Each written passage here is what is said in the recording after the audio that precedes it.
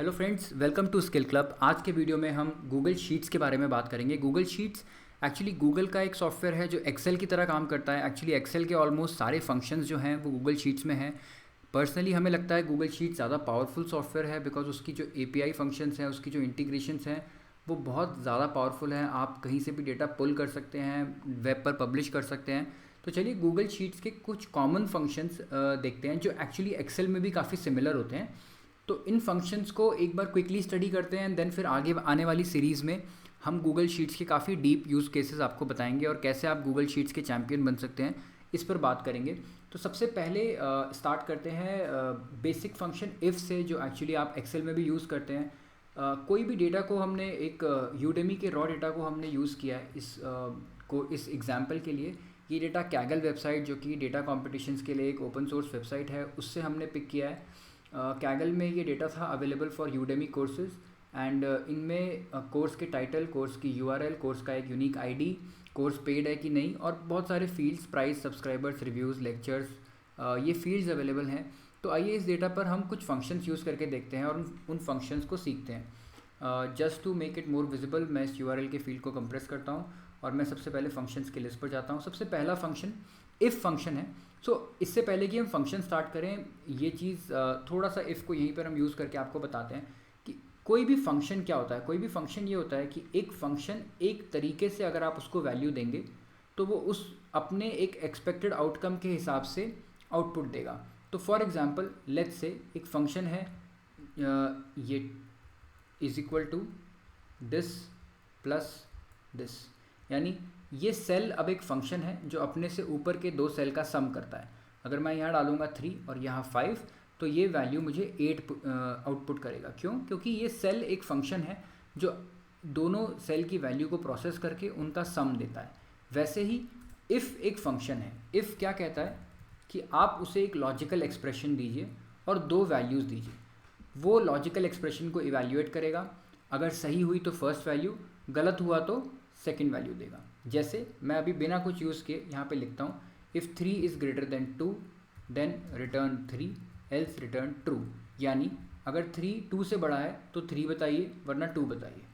तो Google sheets को पता है 3 2 से बड़ा है तो इसलिए उसने 3 रिटर्न किया। अगर मैं कहता 3 लेस देन 2 तो 2 रिटर्न करेगा। क्यों? क्योंकि यहाँ मैंने बोला है क्या 3 2 से छोटा है, कंडीशन नो, फॉल्स। फॉल्स के लिए सेकेंड वैल्यू रिटर्न होगी, ट्रू के लिए फर्स्ट वैल्यू रिटर्न होगी। अब यहाँ मैं कुछ भी कंडीशन डाल सकता हूँ, वो इन वैल्यूज से रिलेटेड नहीं है। लेट्स से मैंने कंडीशन डाली इज़ 1 इक्वल टू 0 तो फॉल्स वैल्यू रिटर्न होगी। यानी मैं इसको जस्ट आपको समझाने के लिए फॉल्स वैल्यू, ट्रू वैल्यू, जो वैल्यू आप फर्स्ट डालेंगे वो ट्रू केस में रिटर्न होगी, जो वैल्यू आप फॉल्स डालेंगे वो फॉल्स केस में रिटर्न होगी। If 1 is equal to 0 true value else false value, क्योंकि ये फॉल्स है तो फॉल्स वैल्यू। अगर मैं ट्रू कंडीशन लगाऊंगा तो ट्रू वैल्यू। इसको समझते हैं अब एग्जाम्पल के साथ कि मुझे लेट्स से इसमें एक कॉलम ऐड करना है। हमें डेटा को क्लीन करने के लिए बोला गया और हमें बोला गया है कि जिन कोर्स का प्राइस 100 रुपीज़ से ज़्यादा है उनकी डालो प्राइस कैटेगरी ग्रेटर देन 100, जिनका 100 से कम है उनकी डालो प्राइस कैटेगरी लेस देन 100। तो चलिए पहले देखते हैं। हमने एक कॉलम ऐड किया प्राइस कैटेगरी और मैंने सिंपल इफ़ फंक्शन लगाया। अगर प्राइस 100 से ज़्यादा है तो प्राइस कैटेगरी डालिए ग्रेटर देन 100, एल्स डालिए लेस देन 100।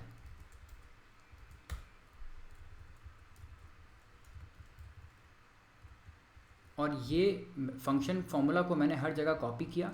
तो देखिए जहाँ प्राइस लेस देन 100 है वहाँ अपने आप लेस देन 100 आ गया।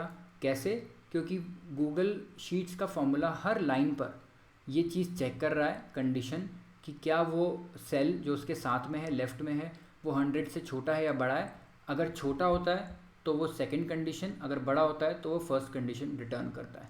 इसको मैं डायनेमिक भी रख सकता हूँ, यानी अगर मुझे यहाँ पर ये जो वैल्यूज़ हैं ये मुझे स्टैटिक नहीं रखनी है और मैं कह रहा हूँ कि अगर प्राइस 100 से बड़ा है तो प्राइस को आप 2 से मल्टीप्लाई कर दो, नहीं तो आप 2 से डिवाइड कर दो, तो वो इस तरीके से बिहेव करेगा कि डायनेमिकली वैल्यू मुझे देगा। अब ये फिक्स वैल्यू नहीं आ रही है, हर जगह अलग अलग वैल्यू आ रही है। जहाँ प्राइस 100 से छोटा है वहाँ उसने हाफ़ कर दिया, जहाँ प्राइस 100 से बड़ा है वहाँ उसने डबल कर दिया, क्योंकि यही हमने करने को बोला था। तो ये आपने देख लिया इफ़ फंक्शन का यूज़ कैसे करना है। First condition, then true value, then false value.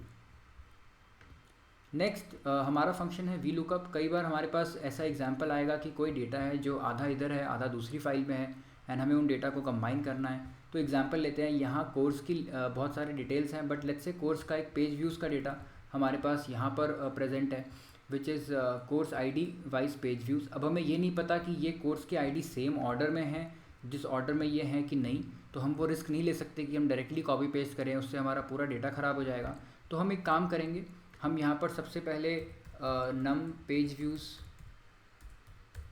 एक कॉलम इंसर्ट करेंगे और हम वी लुकअप लगाएंगे। वी लुकअप फंक्शन को हम ये बोलेंगे कि ये वैल्यू को आप इस पेज में ढूंढो, इस टेबल में ढूंढो, और जहाँ मिले आपको वो वैल्यू उसके साथ का कॉलम हमें लाके दे दो, और वो कॉलम की वैल्यू हमारी पेज व्यूज़ की वैल्यू होनी चाहिए। इसमें एक मिस हो गया हमारा सर्च की, जो कि हमारा A2 है। यानी एक बार दोबारा इस फॉर्मूले को देखते हैं, वी लुकअप करिए A2 को, A2 है हमारा ये वैल्यू, इस वैल्यू को वी लुकअप करिए और वी लुकअप करके इस टेबल से ढूंढिए, और जहां आपको ये वैल्यू मिले उस रो के सेकंड कॉलम को आप हमें दे दीजिए। अब देखिए इसने हमें जो वैल्यू रिटर्न करी है, एक बार चेक करते हैं क्या ये वैल्यू सही है कि नहीं। अगर मैं जाऊं अपने पेज व्यूज़ वाले टेबल में और मैं कंट्रोल F करके देखूं, तो ये फर्स्ट रो ही है, इसकी वैल्यू होनी चाहिए थी 40929, बट वी लुकअप ने हमें रिटर्न करी है ये वैल्यू 103338, यानी ये वैल्यू गलत है। और गलत क्यों है? क्योंकि ये मैच वी लुकअप ने एग्जैक्ट नहीं किया है।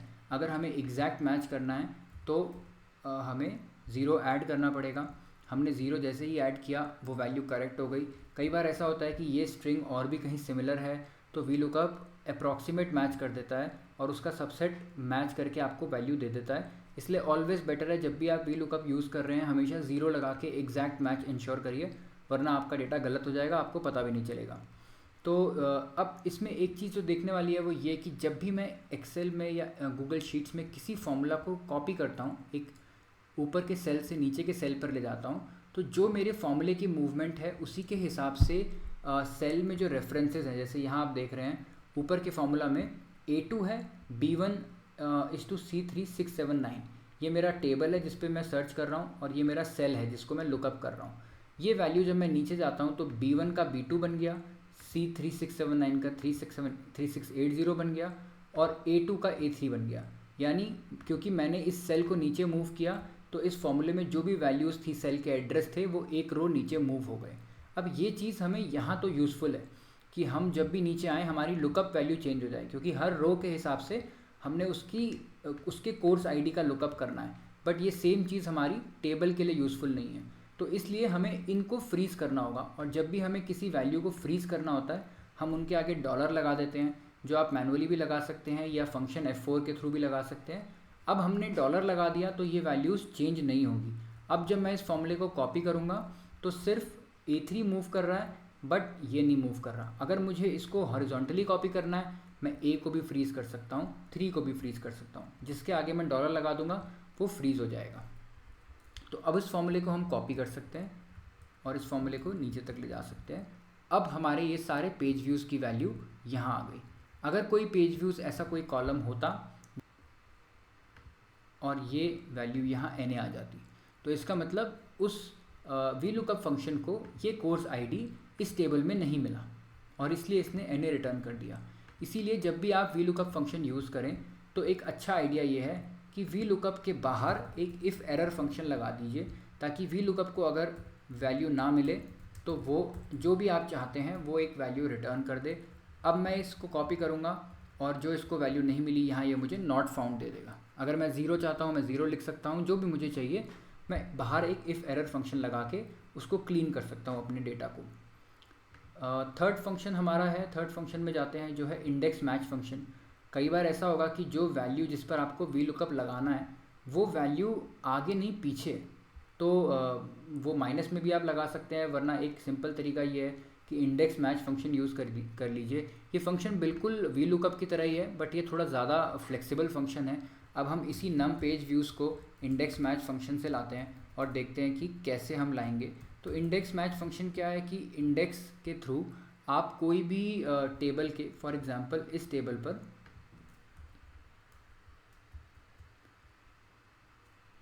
जैसे हमने पहले फ्रीज़ किया था, इस टेबल को हम फ्रीज़ करेंगे क्योंकि हम नहीं चाहते कि नीचे मूव करता रहे इस टेबल का लुकअप। इसका रो और कॉलम आपको बताना है कि कौन कौन सा रो और कॉलम उठाना है। तो फॉर एग्जांपल रो कैसे आएगी, रो मैच फंक्शन से आएगी कि मैच करना है मुझे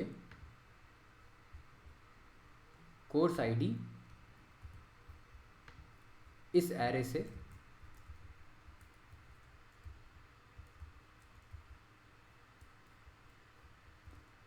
अगेन मैं इसको फ्रीज़ करूँगा और एग्जैक्ट मैच बोलूँगा और लेट्स से कॉलम नंबर 3 मुझे लाना है।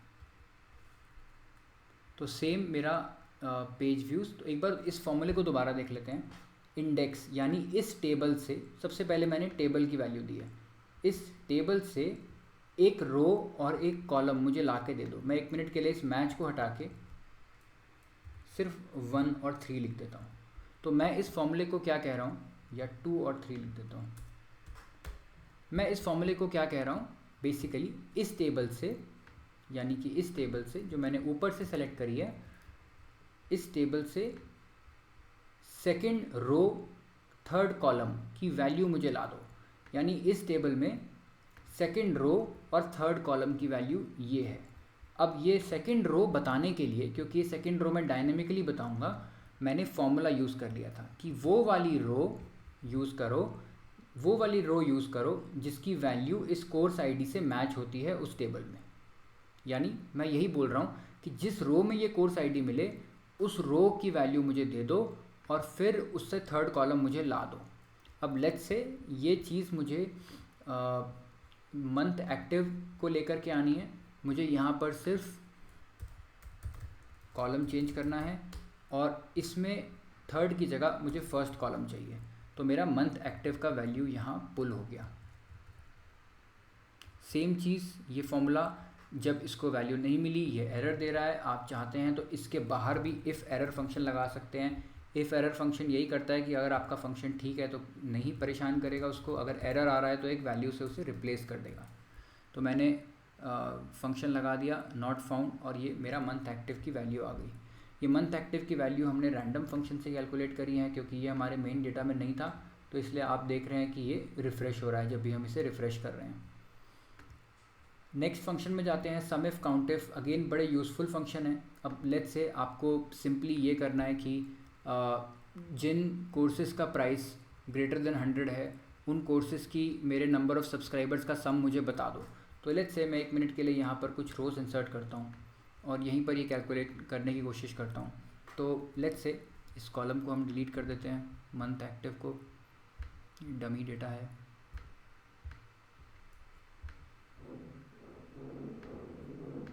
और अब यहाँ पर हम लोग सम इफ फंक्शन यूज़ करते हैं। तो लेट्स से मुझे चाहिए कि ये प्राइस, इनफैक्ट मैं एक बार इसको चेक करता हूँ कि पहले मेरा नंबर ऑफ़ सब्सक्राइबर्स है,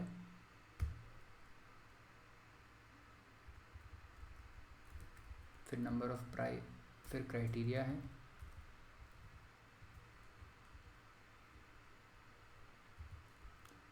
एंड लेट्स से फिर मेरा प्राइस। तो अब एक बार हम इसको एक्चुअली रिवर्स करते हैं। देखिए सम इफ में आप सबसे पहले कहीं पर भी एक्चुअली आपको डाउट हो तो इस क्वेश्चन मार्क पे क्लिक करिए, ये आपको डिस्क्राइब कर देगा। SUMIF range criteria sum range, यानी सबसे पहले कौन सी रेंज पे फ़िल्टर लगाना है। मुझे इस रेंज पे फ़िल्टर लगाना है कि मुझे सिर्फ उन कोर्सेज़ के सब्सक्राइबर चाहिए जिनका प्राइस ग्रेटर देन ज़्यादा है। तो मेरा ये रेंज है, ग्रेटर देन 100 है और सम चाहिए मुझे सब्सक्राइबर्स का। तो ये मेरा फॉर्मूला है और ये मेरी सब्सक्राइबर्स के सम की वैल्यू है।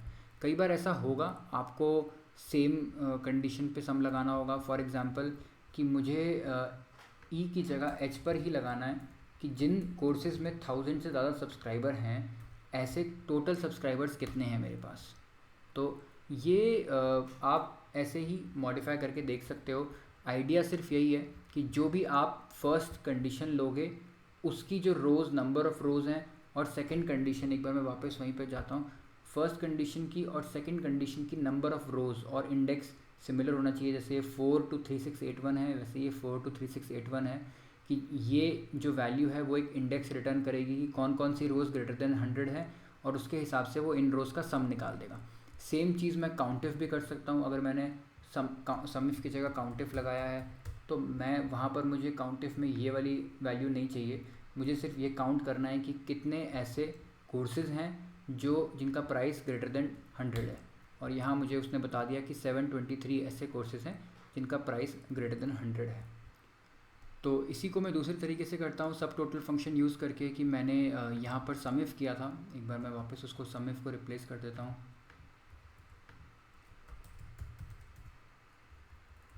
समिफ लेट्स से वो कोर्सेज़ के सब्सक्राइबर्स का सम जहाँ पर प्राइस इज़ ग्रेटर देन 100।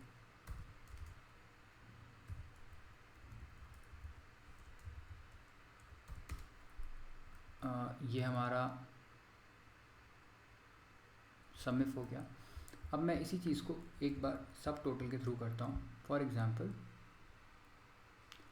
मैंने इस डेटा पर एक फ़िल्टर क्रिएट कर दिया है और इस फ़िल्टर पर मान लीजिए मैंने ये एक सब टोटल फंक्शन लगाया। सब टोटल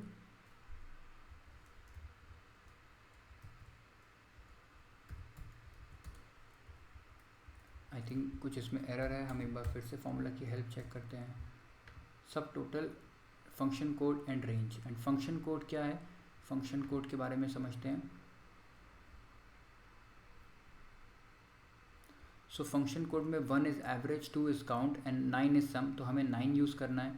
तो हम पहले फंक्शन कोड डालेंगे कि हमें इस सेल का सम चाहिए और ये सब्सक्राइबर्स हैं। तो ये हमारे टोटल सब्सक्राइबर्स आ गए। अब हम जैसे ही इसको फ़िल्टर करेंगे, filter by condition greater than 100,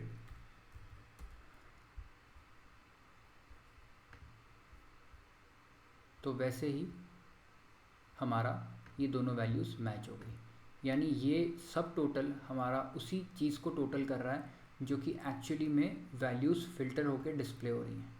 तो ये अलग अलग तरीके हैं सेम चीज़ करने के। हमें जस्ट फ़िल्टर आउट करके एक सम देखना है। हम समिफ भी यूज़ कर सकते हैं, काउंटिफ भी यूज़ कर सकते हैं या सब टोटल भी यूज़ कर सकते हैं। अगर मैं सब टोटल में ये 1 कर दूँ तो काउंट आ जाएगा, जैसा आपने देखा एवरेज आ जाएगा इनफैक्ट।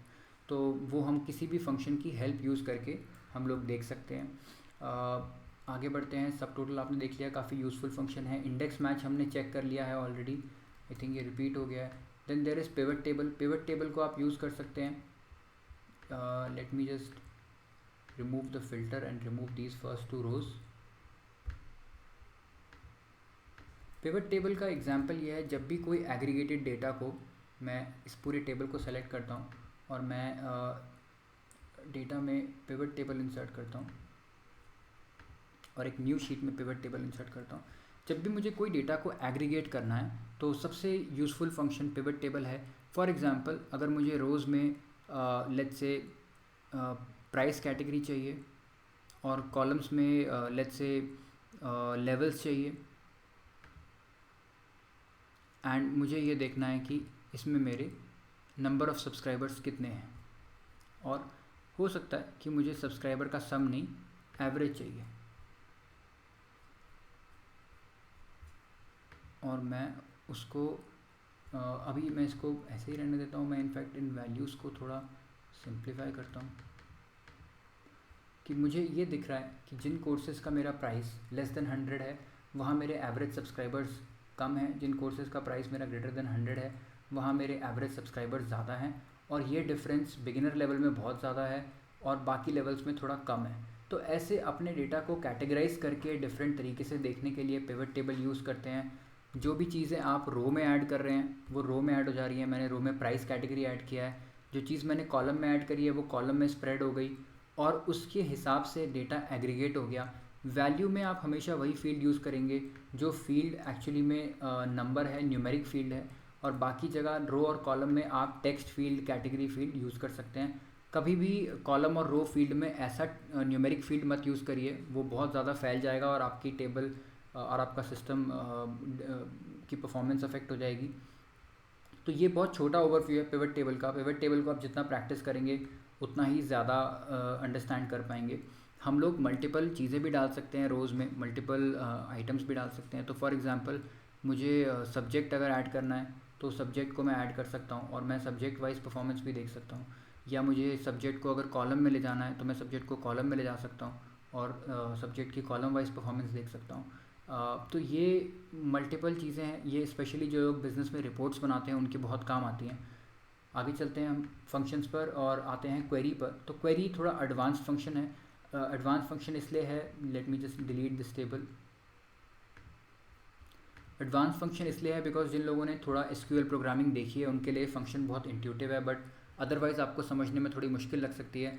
जैसे अभी हमने जो काम पिवट टेबल में किया वो काम मैं यहाँ भी कर सकता हूँ कि क्वेरी दिस पूरा टेबल, इस टेबल को मैं क्वेरी कर रहा हूँ और क्वेरी करके मैं ये कह रहा हूँ कि मुझे जैसे मैंने अभी किया था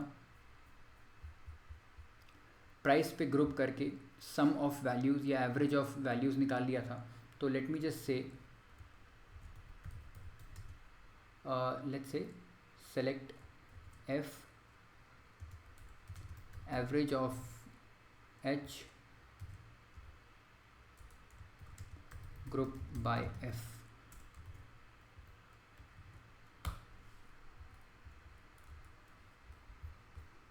एक बार चेक करते हैं। आई थिंक हमने इन्वर्टेड कोट्स यूज़ करने हैं, सिंगल कोट्स नहीं। हाँ, तो अब ये एसेंशियली जिन लोगों ने एसक्यूएल क्वेरिंग यूज़ किया है उनके लिए बड़ा सिंपल है। आपको डेटा में कोई पिवट टेबल नहीं बनाना, कुछ नहीं करना। आप डेटा को हमने अभी नंबर ऑफ़ सब्सक्राइबर्स का एवरेज निकाल लिया है बाय प्राइस कैटेगरी। अगर इसको ही हमने यहाँ से हमने ग्रुप बाय एफ़ यूज़ कर लिया, यहाँ हम ग्रुप बाय एफ़ और ग्रुप बाय सब्जेक्ट भी कर सकते हैं। Select F N average group by F comma N. तो यहाँ हमारा सब्जेक्ट और प्राइस कैटेगरी के हिसाब से डेटा आ गया। हम एवरेज की जगह सम भी कर सकते हैं। तो ये बहुत पावरफुल फंक्शन है, स्पेशली जब आप चाहते हो कि आपका डेटा डायनेमिकली अपडेट होता रहे आपके रॉ डेटा के हिसाब से। तो ये बहुत ही यूज़फुल हो जाता है ये फंक्शन। इसको आप एक अच्छी तरीके से मास्टर करें तो आपको बहुत ज़्यादा यूज़फुल होगा, स्पेशली रिपोर्टिंग के पर्सपेक्टिव से। आगे चलते हैं हम फाइनली लास्ट फंक्शन। ये फंक्शन बहुत सारी जगह यूज़ होंगे कि फॉर एग्जांपल आपको अपने डेटा में कुछ भी, जैसे हम अभी सब टोटल में देख रहे थे, आपको अपने डेटा में मिन मैक्स एवरेज कुछ भी यूज़ करना है। फॉर एग्जांपल मुझे पेज व्यूज़ का मैक्स फंक्शन निकालना है या मुझे चेक करना है कोर्स में मीडियन पेज व्यूज़ कितने होते हैं। तो मैं यहाँ मीडियन कैलकुलेट कर सकता हूँ। मीडियन की आपको कॉन्सेप्ट पता है, median is the middle point value जिसके अराउंड बाकी नंबर इक्वली स्प्रेड है। Then I can take average of my page views, मेरे एवरेज कितने पेज व्यूज़ आते हैं एक कोर्स पर। And then similarly I can take max और मिन वैल्यूज़ जो कि डेटा की डिस्ट्रीब्यूशन को बताती हैं। इनके एग्जांपल्स मतलब ये आपको कहाँ यूज़ करने होंगे ये वेरी करेगा depending on the kind of data and the kind of problem that you have, but this is the other function. Min max average median count ये स्टैटिस्टिकल फंक्शन है जो आप यूज़ कर सकते हैं across various reports. Then finally let me just talk about this one bonus function जो Google में sheets में एक्सप्लोर टैब है। अगर आप एक्सप्लोर फंक्शन जो बॉटम राइट कॉर्नर पे है यहाँ जाते हैं तो ये आपको डेटा के कुछ इंसाइट्स अपने आप देता है। ये बहुत पावरफुल फंक्शन है। देखिए जैसे ये पिवट टेबल हमें अपने आप बना के रेकमेंड कर रहा है कि ये पिवट टेबल आप यूज़ कर सकते हैं, या कोई एनालिसिस भी प्रेजेंट कर रहा है, ऑल्दो इस केस में बहुत ज़्यादा यूज़फुल नहीं है, बट ये आपको एग्जांपल दे रहा है कि किस टाइप का विजुअलाइजेशन और एनालिसिस आप कर सकते हैं। तो ये एक्चुअली में बहुत ही पावरफुल फंक्शन है। कई केसेस में आप देखोगे कि ये बहुत ज़्यादा यूज़फुल चीज़ें बताता है। जैसे मैं अगर count of course title for each subject, अगर मैं सिर्फ इस पर क्लिक करूं तो ये मुझे यहीं से बता देगा कि मेरे सब्जेक्ट वाइज कितने कोर्सेज हैं। तो गूगल ने खुद ही डाइजेस्ट करके डेटा को ये समझ लिया कि ये शायद यूज़फुल चीज़ है जो यूज़र को देखनी है। तो गूगल ने मुझे बता दिया कि आपने टोटल 3, 6, 7, 8 का डेटा बना रखा है कोर्स का, जिसमें बिज़नेस फाइनेंस के 1195 कोर्स हैं और बाकी सब्जेक्ट से कितने कितने कोर्सेज़ हैं। तो ये था हमारा आज का वीडियो। ये बहुत ही बेसिक इंट्रोडक्शन था गूगल शीट्स का। अगर आप इसको फॉलो करेंगे और प्रैक्टिस करेंगे तो आपको कोई डाउट्स आएंगे हमसे ज़रूर कमेंट करके पूछिए, और चैनल को सब्सक्राइब करिए ताकि आगे हम और अच्छे गूगल शीट्स के ट्यूटोरियल लेके आएँ। हम बहुत एडवांस ट्यूटोरियल लाने वाले हैं गूगल शीट्स के, जिससे आप डेटा साइंस, एनालिटिक्स, बहुत कुछ गूगल शीट्स पर ही कर पाओगे। तो चैनल को सब्सक्राइब ज़रूर करिए।